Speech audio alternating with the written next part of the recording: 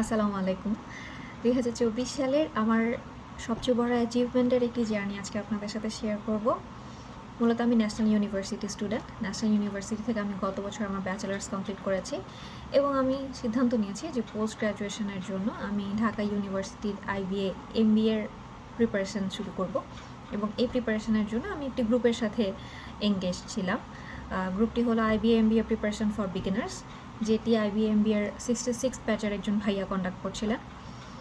ভাইয়ার গ্রুপের সবচেয়ে হাইলাইটেড পার্ট যেটা ছিল তা হলো ইংলিশ এবং ম্যাথের বেসিক থেকে প্রিপারেশান শুরু, এবং আমি একটি কোর্সের ক্ষেত্রে এই জিনিসটি মূলত সার্চ করছিলাম।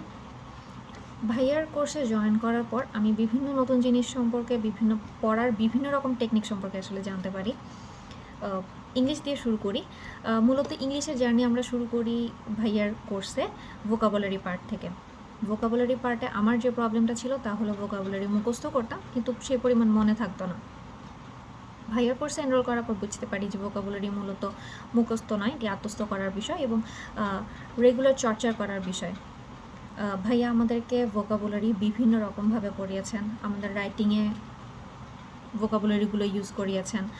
আমরা বিভিন্নভাবে ভোকাবুলারি অল্টারনেট অনেকগুলো ওয়ে জানতাম যে ভোকাবুলারি ইউজ করার।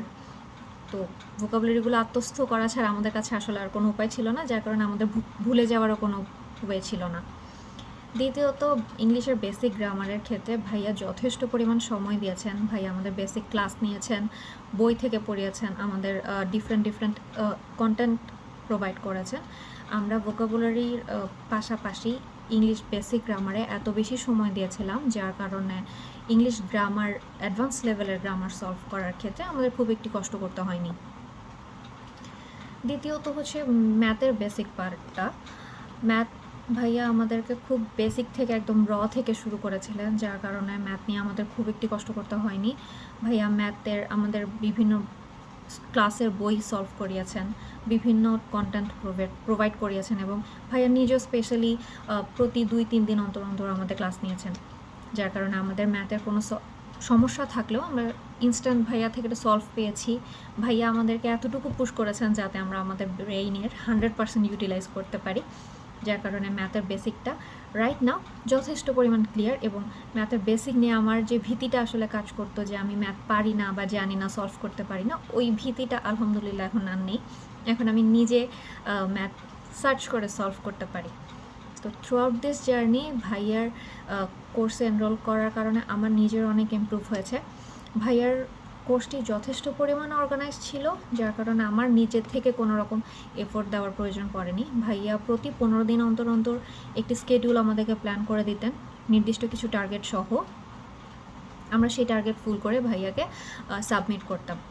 ভাইয়ার গ্রুপে আমরা বিভিন্ন রকম অ্যাসাইনমেন্টস করেছি, যেগুলোর কন্টেন্টও ভাইয়া আমাদেরকে প্রোভাইড করতো, আমাদের নিজেদের সার্চ করতে হয়নি।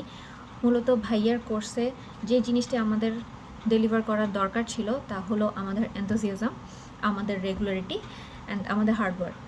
এই 3টা জিনিস ভাইয়ার কোর্সে আমরা প্রোভাইড করেছি, যার কারণে আমরা আমাদের যেই জায়গাগুলোতে আসলে দুর্বলতা ছিল ওগুলো অনেকটুকু কেটে গেছে। অ্যান্ড ন্যাশনাল ইউনিভার্সিটি স্টুডেন্টদের নিয়ে সোসাইটিতে একটা মিথ কাজ করে, সেটা হলো ন্যাশনাল ইউনিভার্সিটি স্টুডেন্টদের IBA ক্র্যাক করাটা অনেক কঠিন।